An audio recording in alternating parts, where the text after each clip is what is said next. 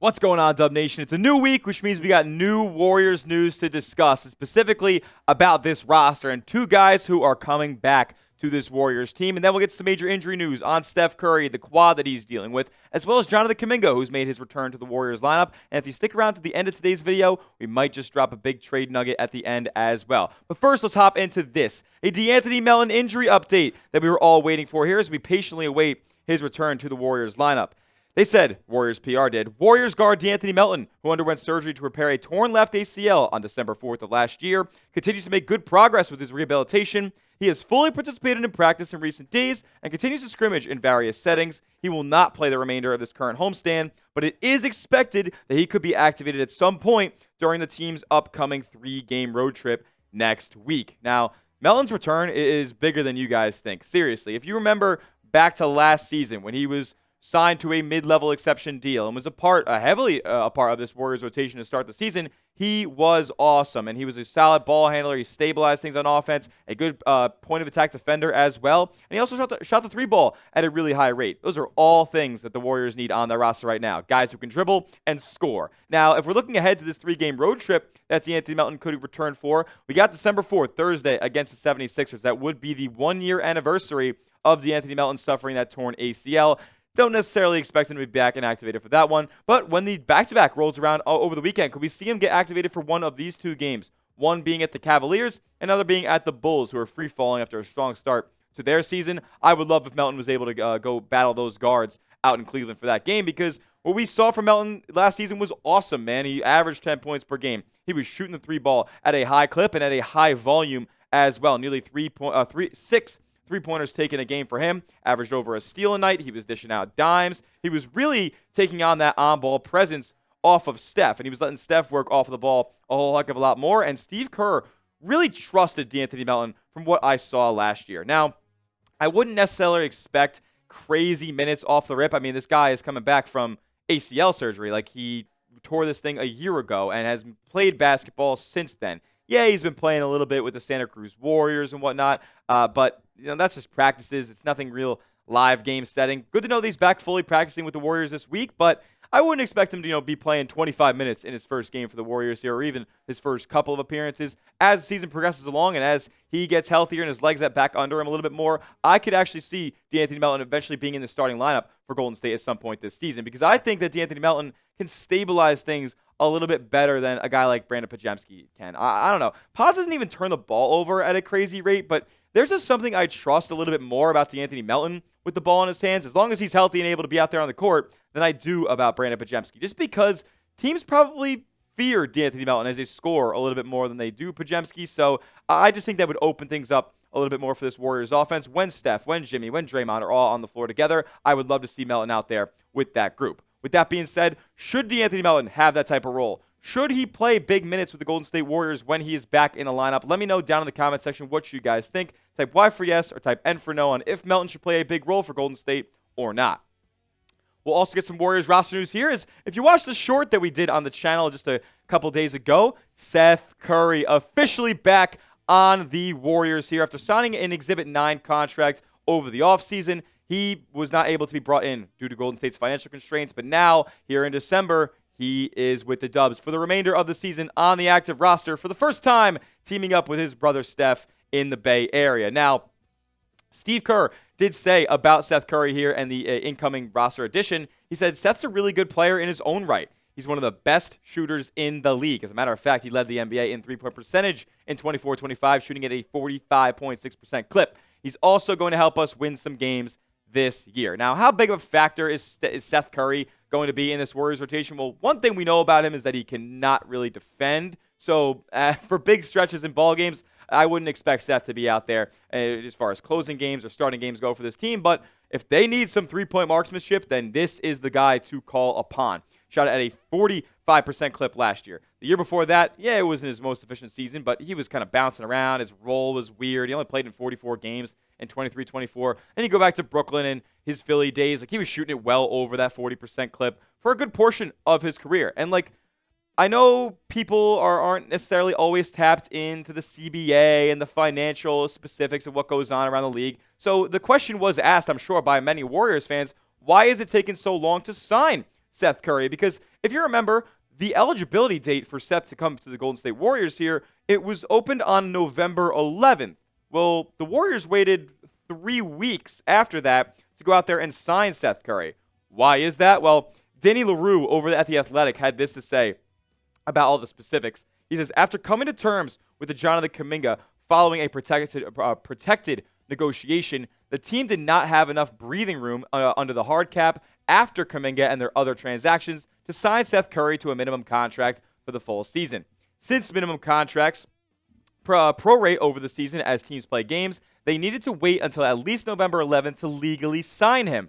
But they have waited longer to avoid what the Mavericks went through a season ago, as each day gives them more breathing room that they eventually may need to use. Now, if you guys remember what happened with the Dallas Mavericks last season, after signing Klay Thompson in the offseason and that big sign and trade that Golden State was a part of, that hard capped them at the first apron. Then they went out and made the move to acquire Anthony Davis and Max Christie for Luka Doncic. Again, one of the worst moves maybe in sports history, but that left the Mavs in a weird spot because eventually, very quickly actually, AD got hurt and then more injuries happened to the Dallas Mavericks. At one point, they were down to just 7 guys available to play. I mean, they're playing like 6'5" Kessler Edwards at center. It was unbelievable. And they weren't able to sign anybody else. The NBA gave them hardship exceptions. When you get riddled with injuries, they give you a little bit of a breathing room. But since they were hard capped, they couldn't even use that. So Golden State now has a little bit more breathing room if that situation were to arise or anything like it were to arise, because, I mean, it isn't totally unlikely given the age and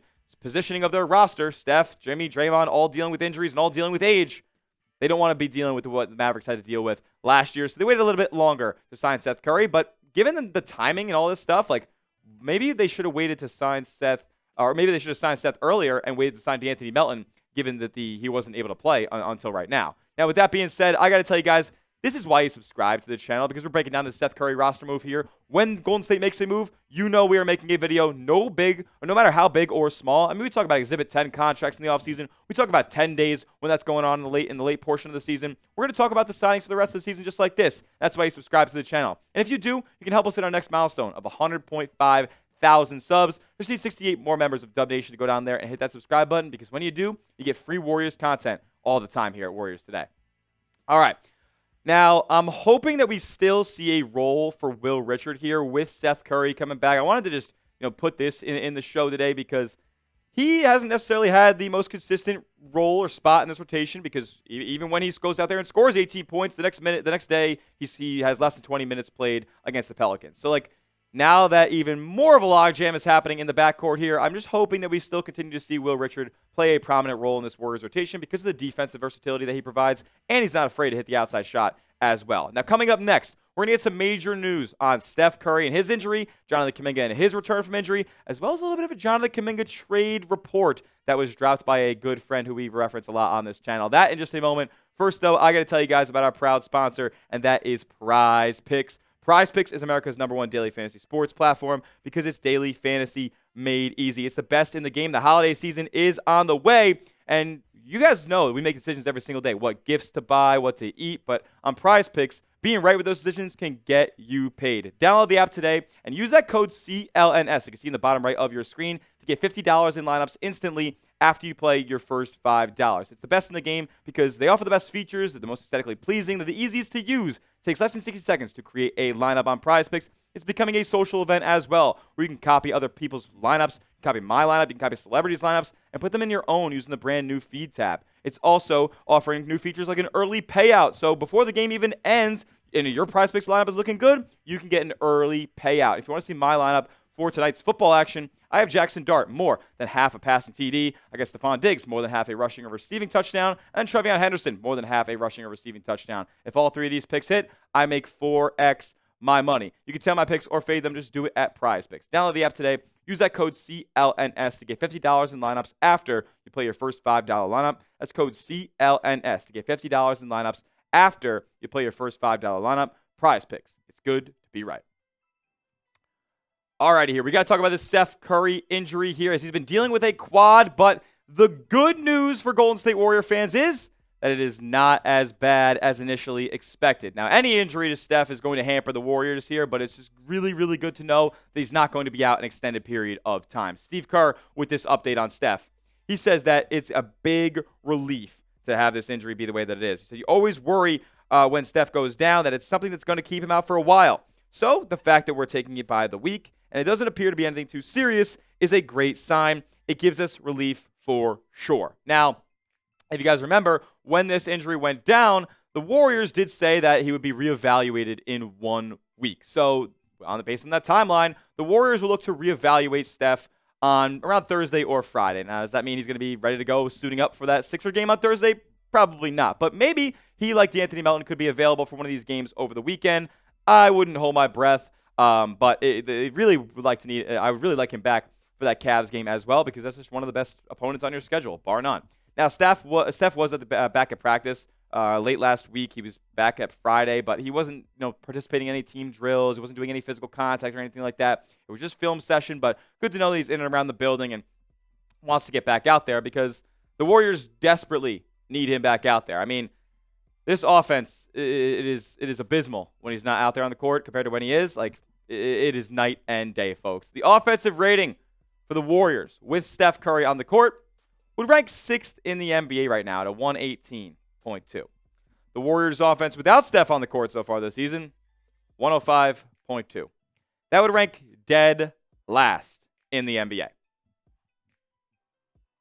It's mind-boggling to me what this front office has done around this legendary player. But I digress. It's a story for another day. It's just something I'm tired of saying at this point. Like I said, I would love to have him back for that Cavs game, going up against Donovan Mitchell, going up against Darius Garland, even the other threats that they have on that team, because they're just one of the deepest teams in all of basketball at this point. DeAndre Hunter is a good player. Got Mobley and Allen down low. Like, Sam Merrill's a sniper. They have an absolute squad over there in Cleveland. Going to need to have our A game for that one, and probably going to need to have Steph back if they want to make a big win. Now, with that being said, do you believe in Golden State if Steph's not available? Do you believe in the Warriors without him? Be honest for me. Go down in the comment section, type B for believe, type D for don't. What does Dub Nation think about the Warriors without Steph in the lineup?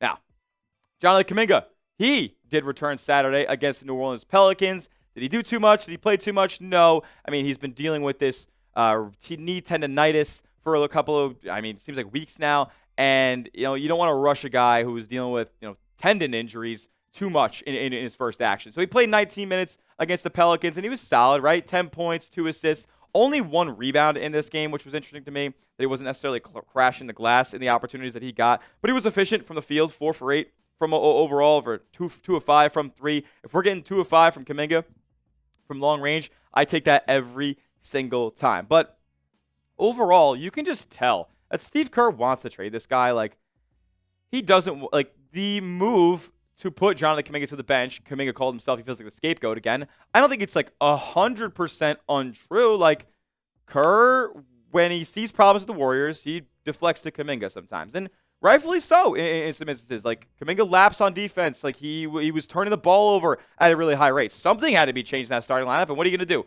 Take Draymond, Steph, or Jimmy out? No. So they had to take Kuminga out and put him to the bench. I'm sure Steve Kerr is happy with that, to be honest, because he knows that Kuminga doesn't fit the best next to those stars in this Warriors rotation. Now, we've known all season long about the trade implications with Jonathan Kuminga. Like, once that January 15th trade restriction lifts, they're going to be, kind of all hands on deck and trying to make a move for him here. Now, I alluded to it earlier in today's show. We do have a little bit of a trade report that we might expand on in another video this week. But Brett Siegel of Clutch Points, this to talk about some teams and some interest on Jonathan Kuminga here as trade season kind of gets underway over the next month or so. He said, along with the Pacers, apparently the Pacers are interested in Jonathan Kuminga. Another team the Warriors will likely talk to about JK is the New Orleans Pelicans. Both Herb Jones and Trey Murphy are players the Warriors have great interest in. They are the type of versatile wings that the Dubs would want in a deal involving Kuminga. So I guess the Warriors are going to want some sort of wing player to replace Kuminga in this Golden State lineup. Now, about the Pacers there, apparently they've been quietly scouting Kuminga for years. You're telling me that they couldn't have made a deal, or I guess that was a Pacers thing with the Raptors. But you're telling me they couldn't have made a deal for Pascal Siakam way back when if they just involved Kuminga? Man, that would have been fun. But I guess the Pacers like Jonathan Kuminga a little bit. Now, what would a deal look like with Indiana? It would probably have to involve Benedict Mathurin in some way, shape, or form. It looks like they're trying to sell high on Mathurin right now, as his contract is kind of shaky over the next year or so. He's got a deal that's coming up. Also, Jarris Walker, their former first-round pick, is also due for a contract extension, so they're trying to move off of him as well. Could potentially see that in this deal for Kuminga if they need to match salaries. Now, Benedict Mathurin, I would love on the Golden State Warriors, man. He's only played 9 games this year. He's dealt with injury throughout his career, but if you're telling me we get these numbers from the guy in Jonathan Kuminga's spot, yeah, I'm going to be okay with that every single time. Shooting the 3 ball at a 39% clip. He's shooting like 5 or 6 a game, 22 points a night. He can get downhill. He's athletic. Not the best overall defender, but he can project that way. He's got a solid frame, and I bet you he could be a good team defender as well. He crashes the glass at 6 rebounds a game. Not going to be a dimer or a playmaker by any means, but this is a guy who can just go get you buckets on the wing. Now, who would you guys rather have in Golden State if we're choosing between these two? Because I think this could be a legitimate deal that we ponder at some point this season. Jonathan Kuminga, type JK down below. Benedict Mathurin, give me a BM. Let me know what you guys think down in the comment section. That will do it for today's show. Give me a follow over on Twitter at Tyler J. Smith, 2 H's, because the name's common, but I am not. And make sure to subscribe to the channel as well. YouTube.com/WarriorsTV for the latest and greatest on your Dubs all season long. We'll see you guys in the next one. And as always, let's go Dubs.